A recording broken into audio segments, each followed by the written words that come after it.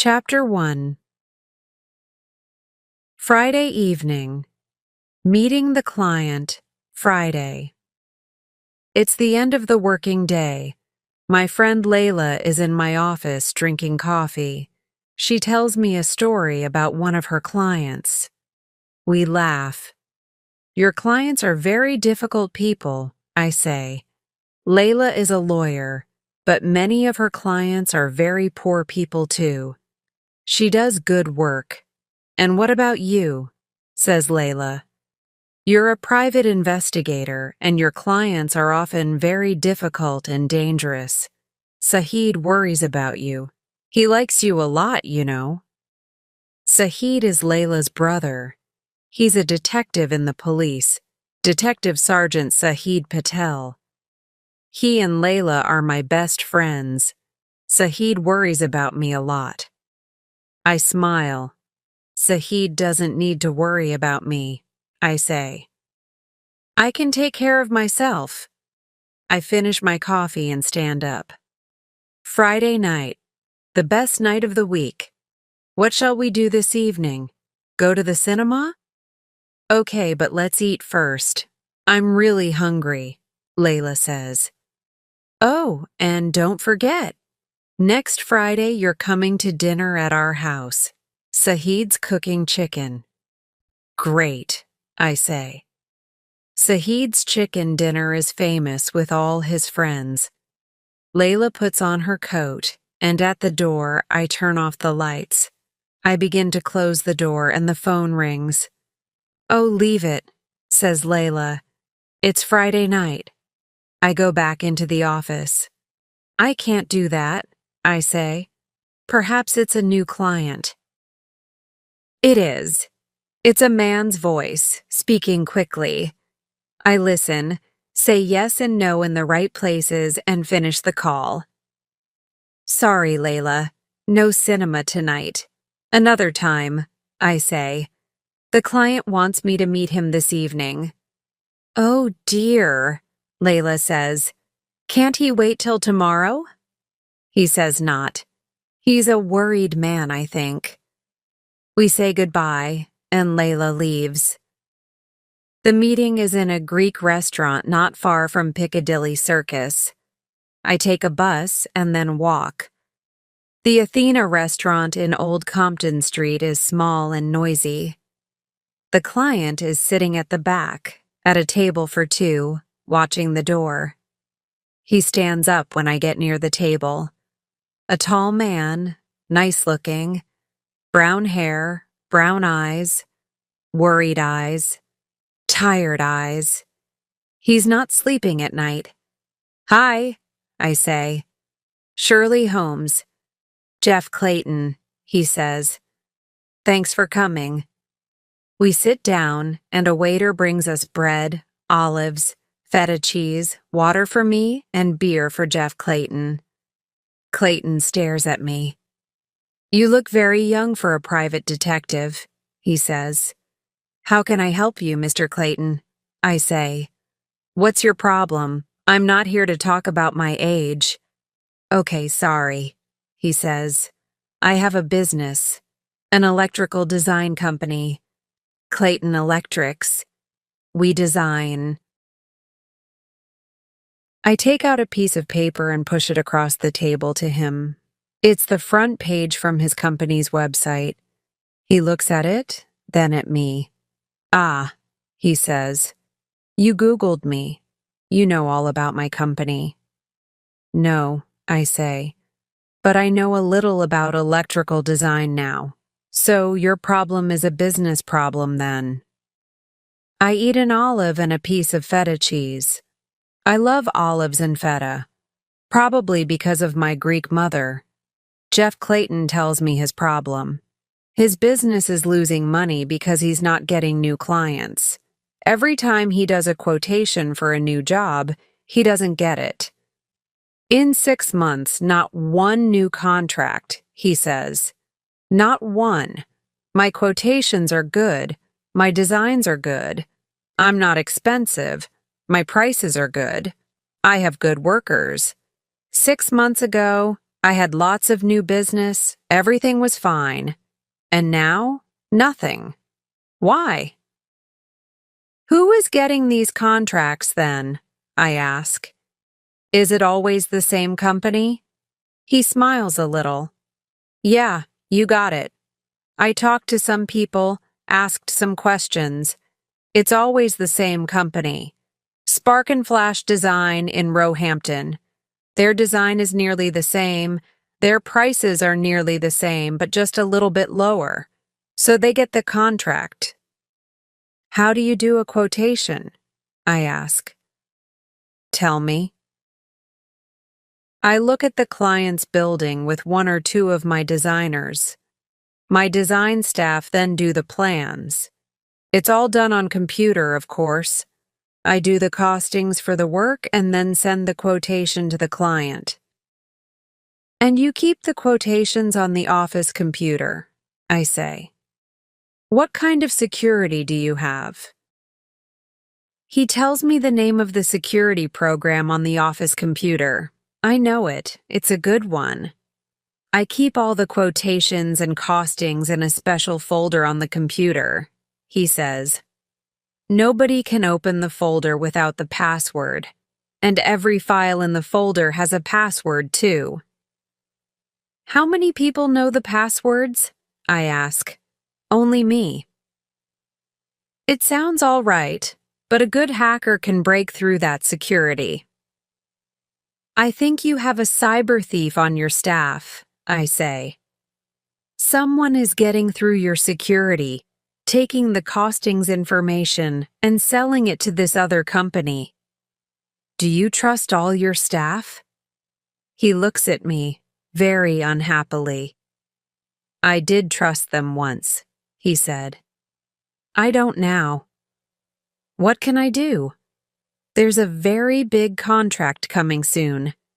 Blanding's house near Putney Bridge. All new electrics in the building. A Chinese bank is going to open there. I'm doing the costings for the quotation now. It must be in by next Friday. I don't want to lose this one. I can't lose this one. He pushes his glass away and looks at me. Can you help me? Yes, I think I can. I eat some more olives and finish the cheese.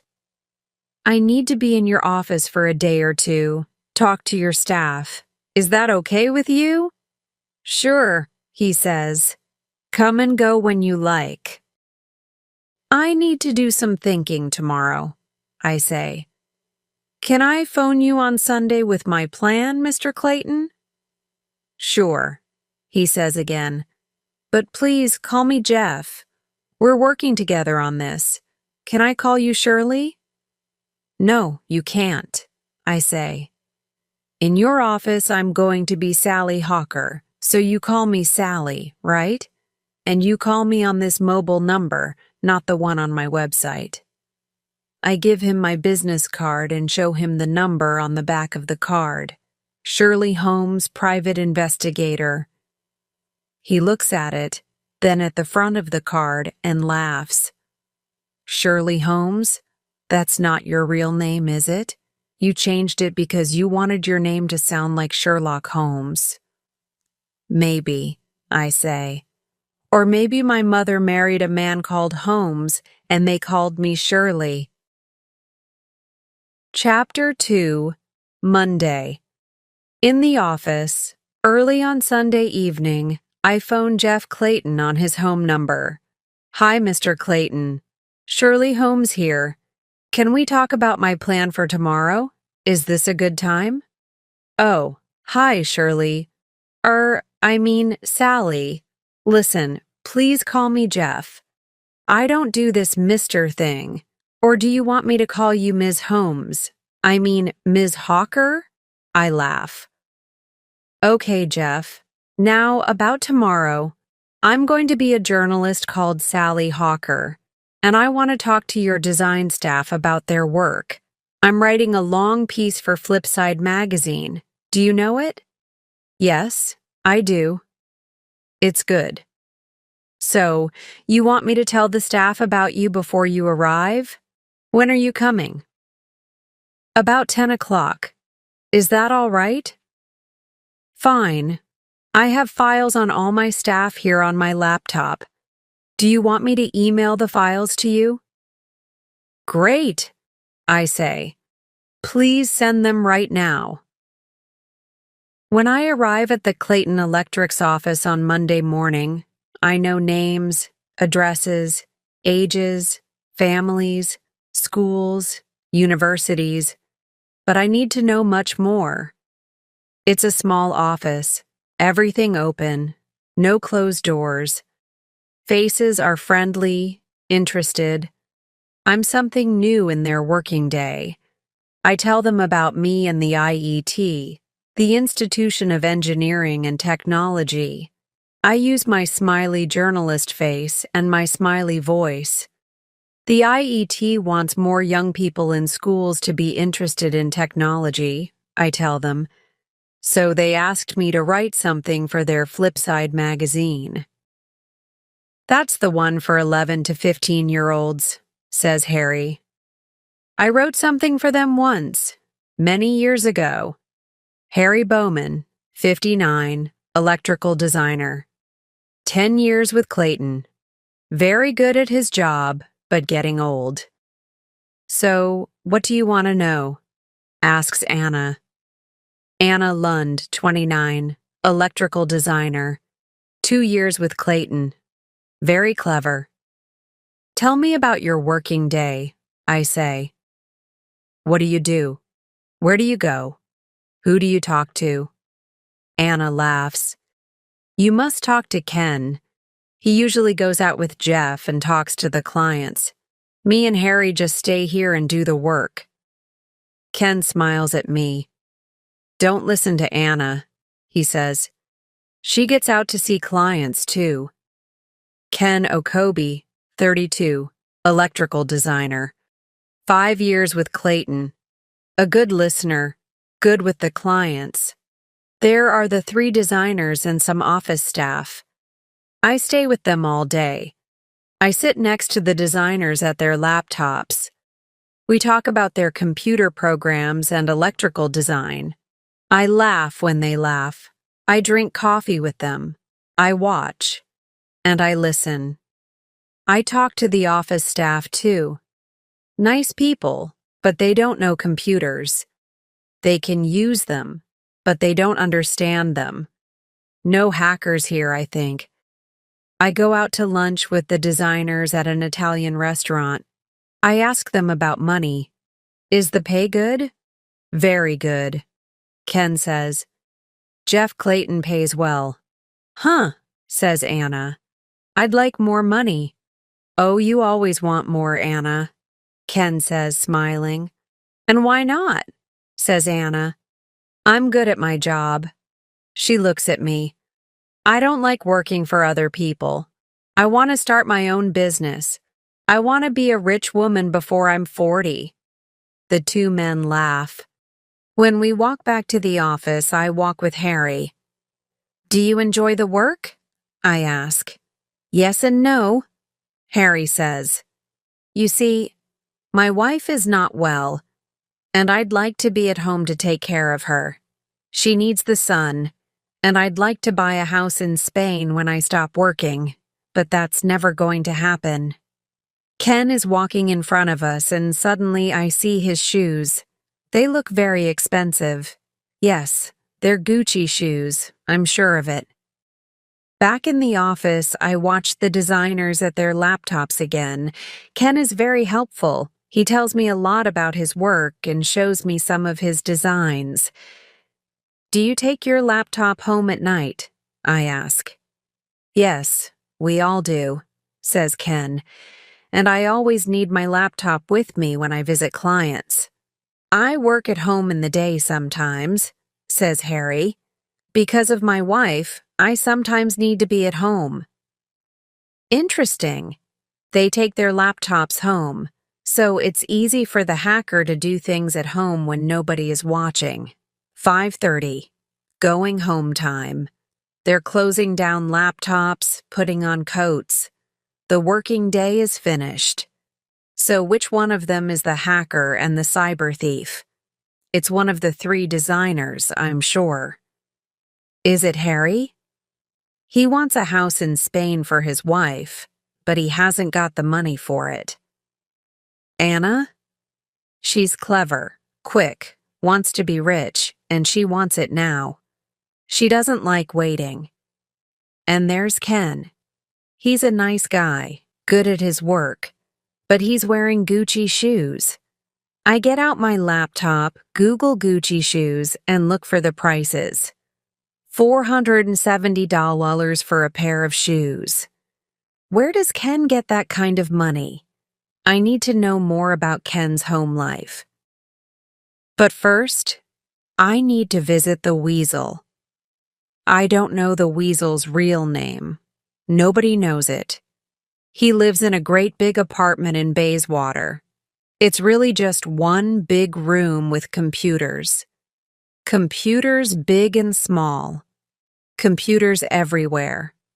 The Weasel is probably the best hacker in England, maybe in Europe. I sit on one of the Weasel's black chairs, drink black coffee, and look around the great dark room. The only light is from computer screens. Indian music is playing quietly from one of the computers. Don't you ever go out? I say.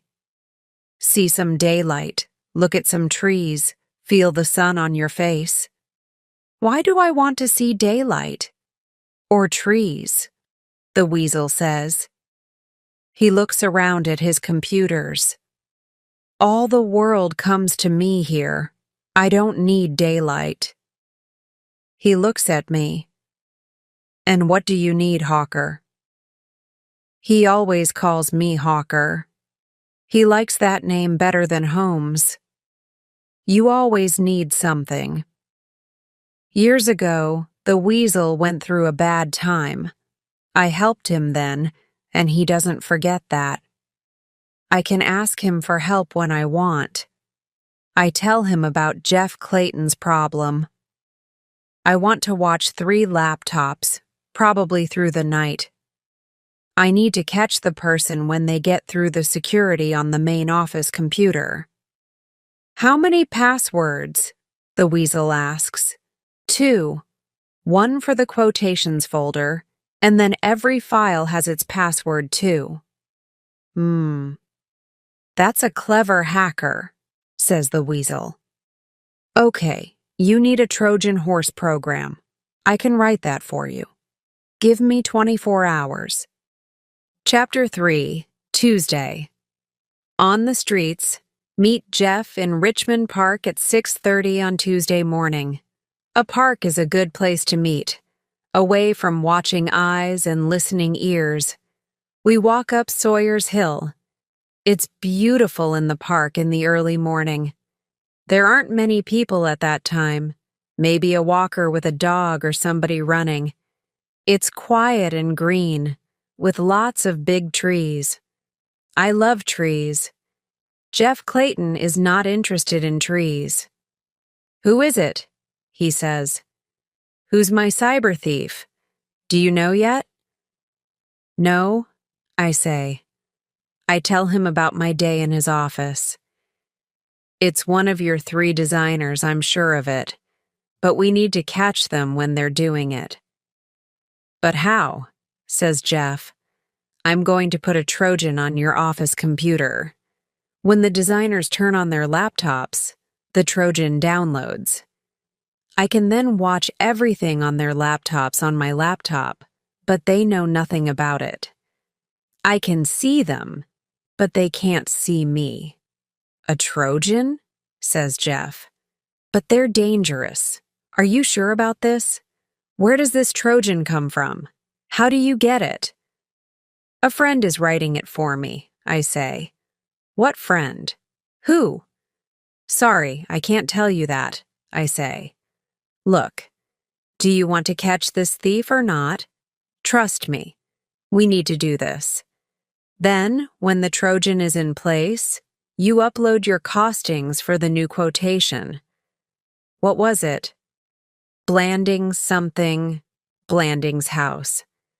A Chinese bank is moving into the building. They want everything new. Which Chinese bank is that? I ask. Oh, I can't tell you that, Jeff says and looks at me. I laugh, and after a minute, he laughs too. And then we wait. And watch, I say. I use my motorbike when I want to move around London a lot. I look like a motorbike messenger, taking letters and packets from A to B. The letters and packets never arrive, of course, but nobody knows that. They just see a person all in black on a motorbike and think, oh, a messenger. Nobody sees your face. Nobody knows your name. Nobody remembers you. This is good. Harry, Ken, and Anna are at work in the Clayton Electric's office, so I'm going to look at their homes. Sometimes you learn things from a person's home. Harry Bowman lives in a little house in a quiet street near Kew Gardens.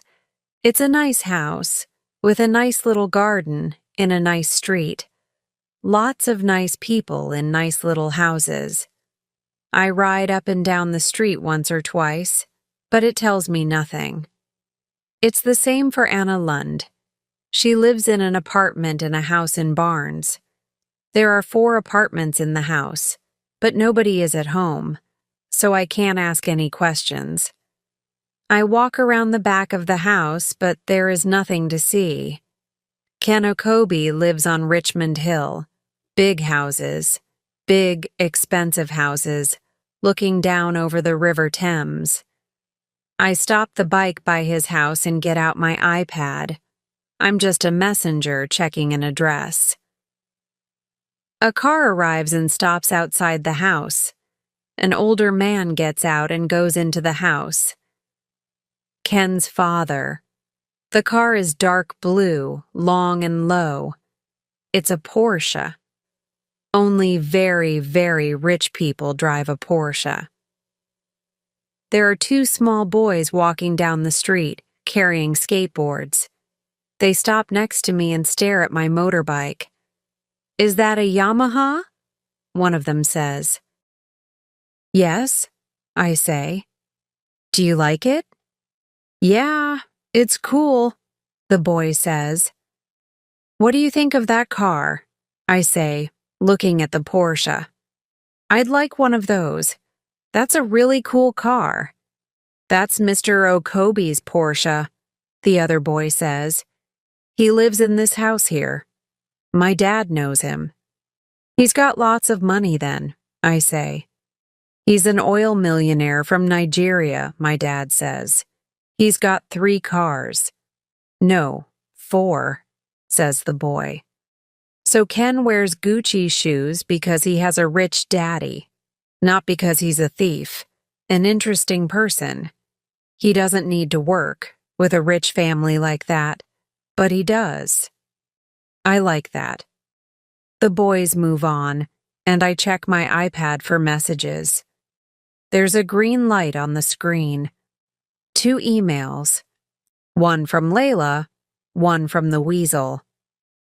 The Weasel's email has no message, just a file attachment. A file called garden4flowers.exe. It's the Trojan Horse program. At 10 o'clock that evening, Jeff Clayton and I meet outside his office. Jeff opens the doors, puts the lights on, and makes us a cup of coffee. I sit down at the main computer and get out a memory stick. What's on that stick? Asks Jeff. The Trojan. My friend emailed it to me, and I copied it onto this stick. I put the stick into the computer and start to upload the Trojan file. Jeff watches. He's very worried. Are you sure about this? He says. Trojans can do very bad things. Yes, they can, I say.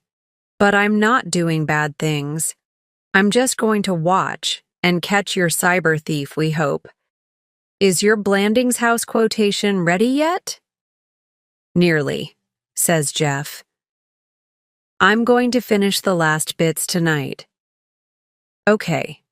Tomorrow morning, upload the Blandings file into the quotations folder on the office computer in the usual way, and then tell the staff about it. But just quietly. It's just another quotation. Don't do or say anything different. Just be normal. I stand up and put my coat on. Nothing's going to happen before tomorrow night when they take their laptops home. Then you're on the night watch, Jeff says. And what do? Nothing, I say. Stay at home. Wait for my call. Chapter 4. Wednesday. Watching in the night. When I'm working on a case, I like to check everything. Perhaps this isn't the first time for our cyber thief. Cybercrime gets bigger and bigger every year. Lots of people are doing it, again and again. Every private investigator needs to have a good friend in the police. I phone Sahid. Sahid, dear Sahid, I say. I need your help again. Why are you only nice to me when you want something? Sahid says. He's smiling. I can hear it in his voice. I'm always nice to you, I say. And you're going to be nice to me today. I know it. I have some names for you. Do any of these people have a police record? It's so easy for you. You just have to put the names into the police computer and… Okay, says Sahid. I have a meeting very soon, but I can give you 10 minutes now, not a second more. Give me the names. I give him Ken, Anna, and Harry, and then 15 names from the Spark and Flash website. All these people work for a company called Spark and Flash Design, I say. Spark and Flash Design? Sahid says. He's typing the names on his keyboard. I can hear it through the phone. Clack, clack, clack. What kind of company is that? It's an electrical design company, I say. Sahid laughs. What a stupid name, he says. Who wants Spark and Flash in their electrics? Well, of course not, I say. But people laugh, and then they remember the name, and that's clever. Here we are, says Sahid. He reads from his computer screen. Ken Okobi, nothing. Anna Lund, nothing. No, there's nothing in the records for any of those names. Is that helpful? Yes and no, I say. But it was a great help to me. Thanks a million, Sahid. No problem, Sahid says. See you Friday night then. I have a quiet day. I go for a walk, do some shopping, have a quick lunch with Layla. How's it going? She asks. The new case. The man in the Greek restaurant. Okay, I say. I never talk about my cases with my friends. Only Sahid, because he's a detective and he understands the work. Jeff's staff usually finish work about 5:30, Jeff told me. They get home by about 6:30 maybe.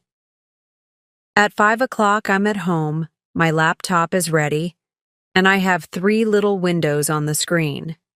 One for Ken's laptop, one for Anna's, and one for Harry's. I'm good at waiting and watching. Every private investigator needs to be good at these things. You learn to watch every little thing and remember it. You learn to go for a long time without sleep and then sleep for 12 or 14 hours. 8 o'clock. I drink coffee and read on my iPad.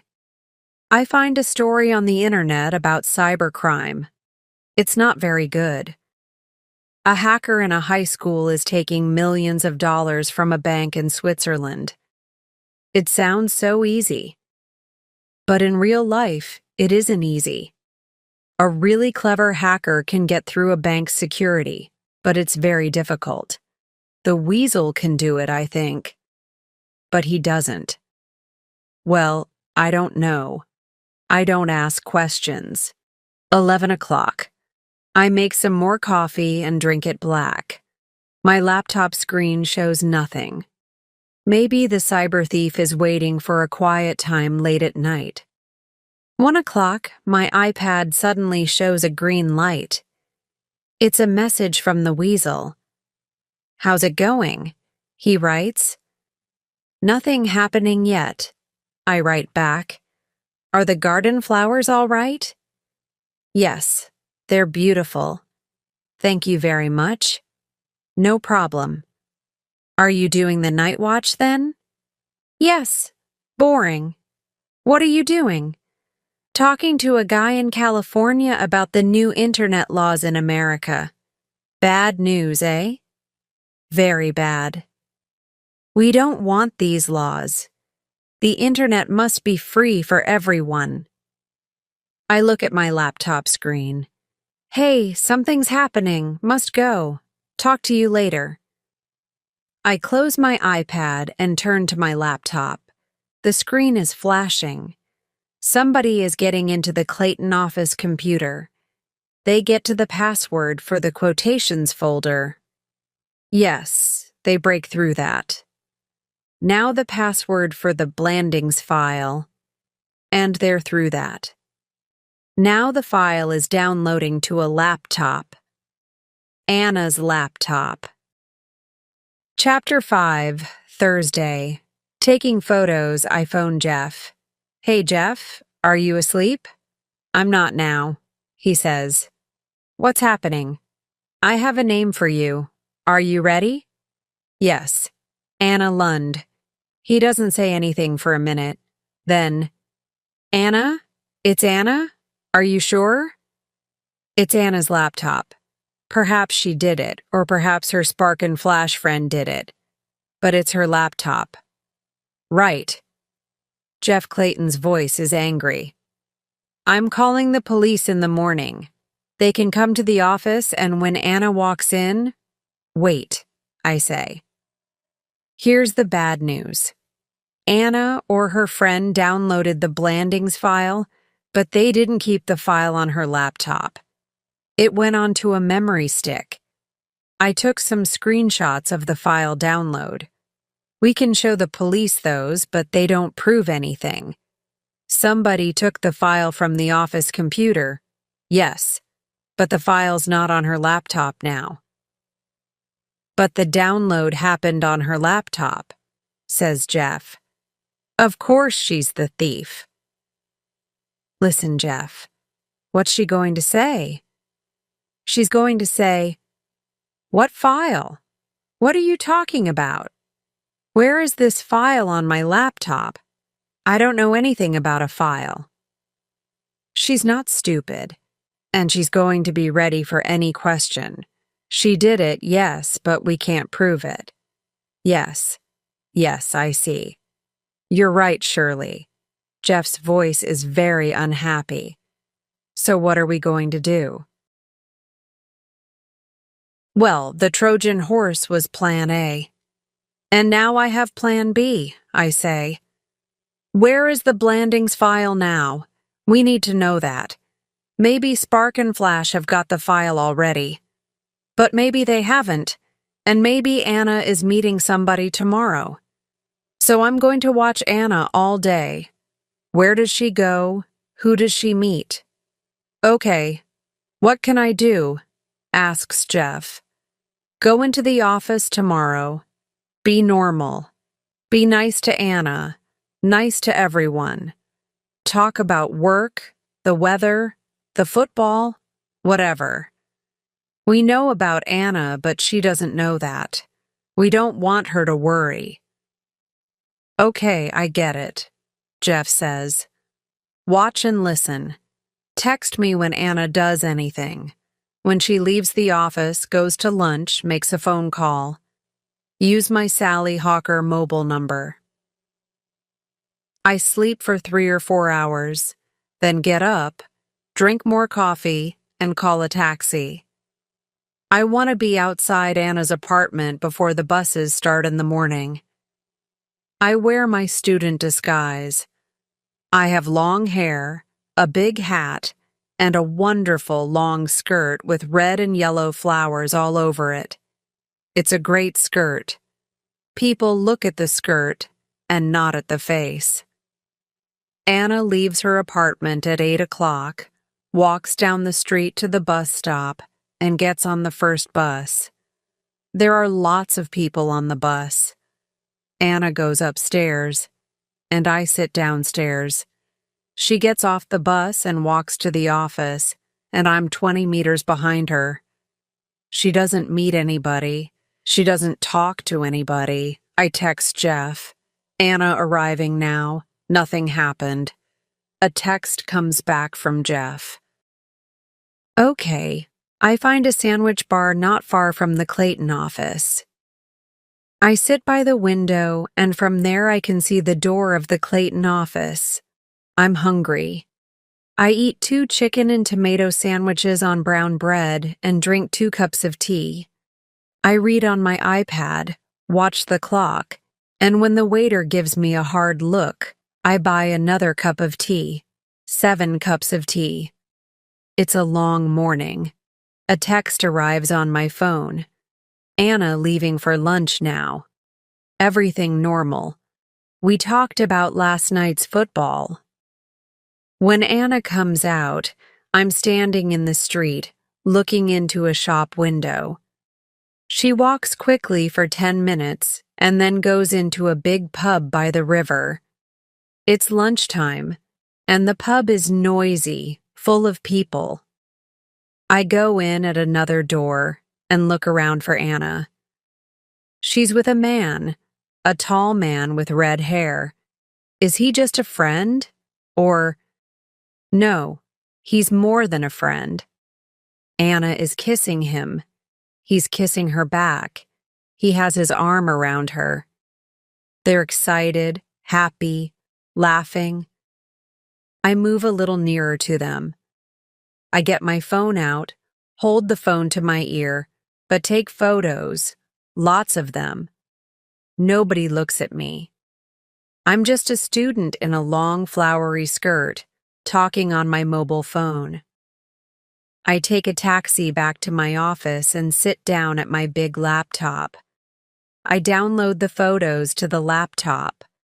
The camera in my phone is a good one, and these photos are really good. So, who is this guy with Anna? 15 people work for Spark and Flash Design, and I have all the names. I begin with the people at the top of the company, put their names into Google, and hit search. I'm looking for photographs. Yes, got him. The third name brings up lots of photographs of a tall man with red hair. He has a Facebook page with all his photos on it.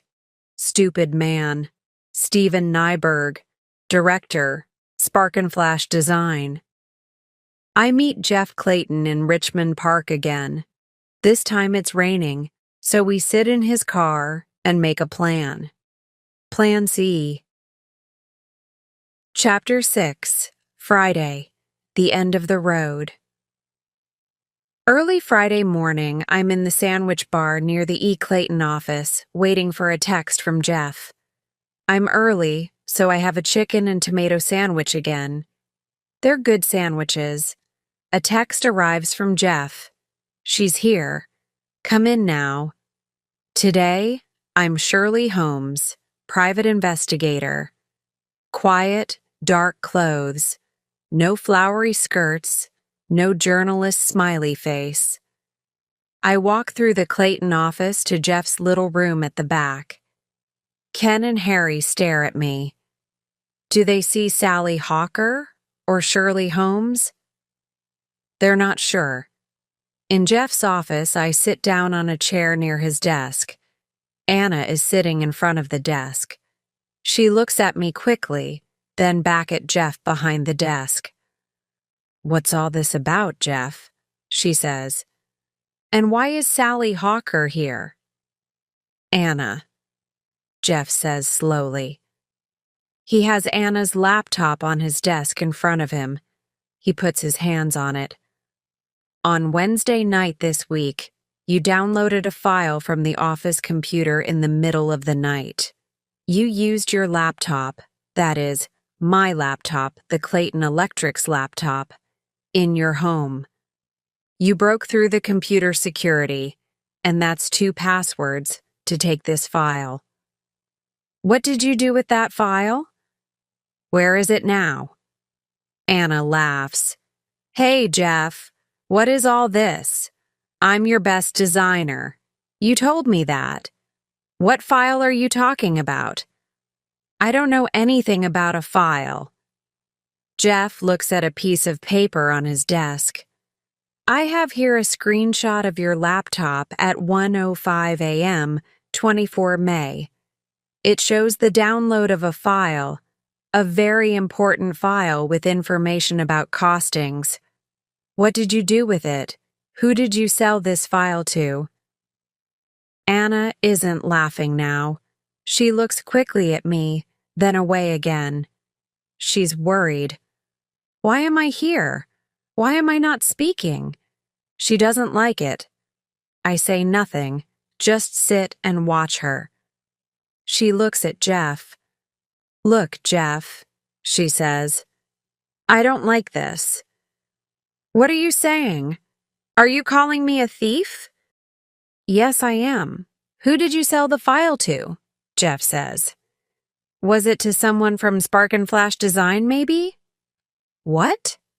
I don't know anybody from Spark and Flash Design. Who or what are they? Oh dear, oh dear. Bad mistake, Anna. I take out my photographs and push them across the desk to her. Big color photos. Steven Nyberg, director, Spark and Flash Design, I say.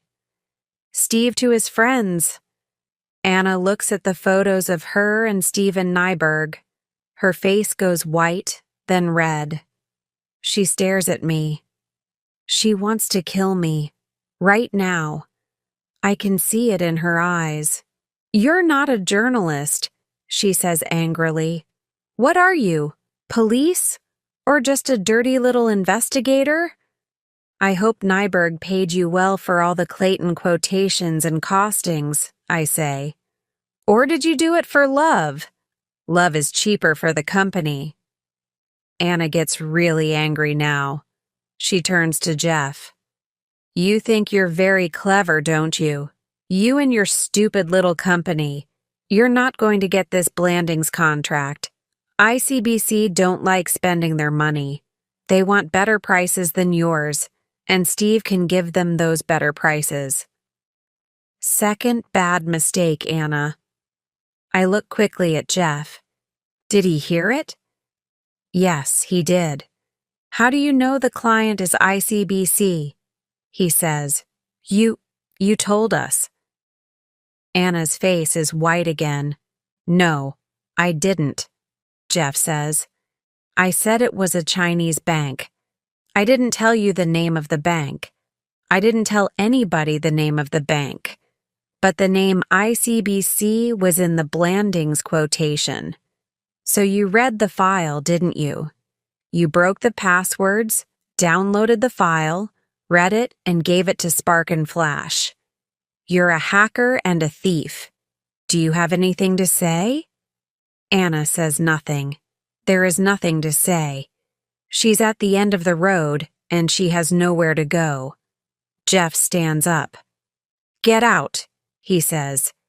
Take your things and get out. Sally, please go with her and watch her.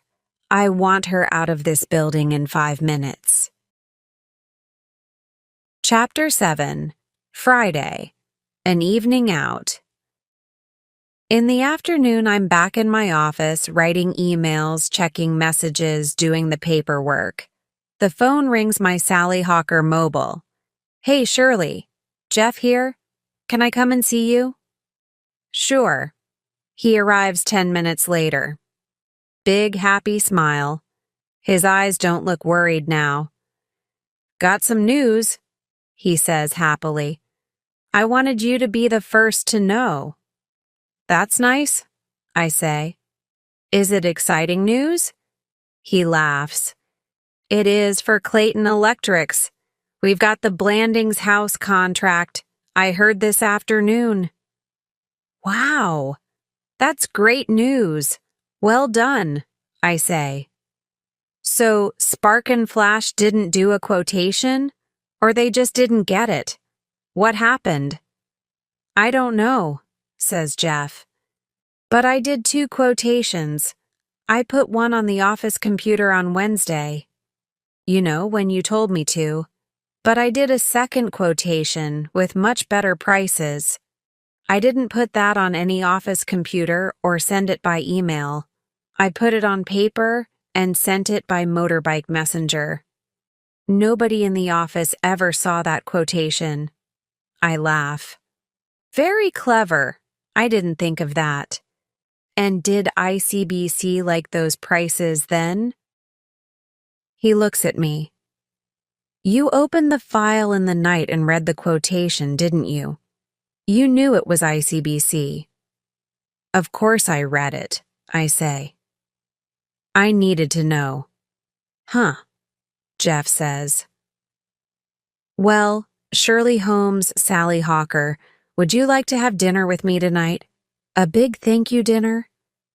Bread and olives at the Athena restaurant? I say. He smiles. He has a really nice smile. There's a little French restaurant near Richmond Bridge, right by the river. Very good food. They don't do bread and olives. We're meeting at 7 o'clock. At home, I'm getting ready when I suddenly remember. It's Friday night, Sahid's chicken dinner. I phone Layla, but Sahid answers the phone. He's home early because he's doing the cooking. This is going to be difficult. Sahid, I say. I'm really sorry, but I can't come tonight. I'm meeting a client. On Friday evening? Sahid says. That was last Friday. Layla told me. The client wants me to have dinner with him. To say thank you, I say. You never do that usually, Shirley. You never have dinner with clients. Clients are work, you say. Not friends to have dinner with. But this client has very beautiful brown eyes, Sahid. I just want to look into his eyes one more time. I enjoy teasing Sahid. Suddenly, he understands. Okay. This client has nice brown eyes, but can he cook a chicken dinner? Of course not, I say. Your chicken dinners are the best in London, Sahid, and I want some. Can you keep some for me? Can I come round on Saturday? 8 o'clock, he says. And don't be late.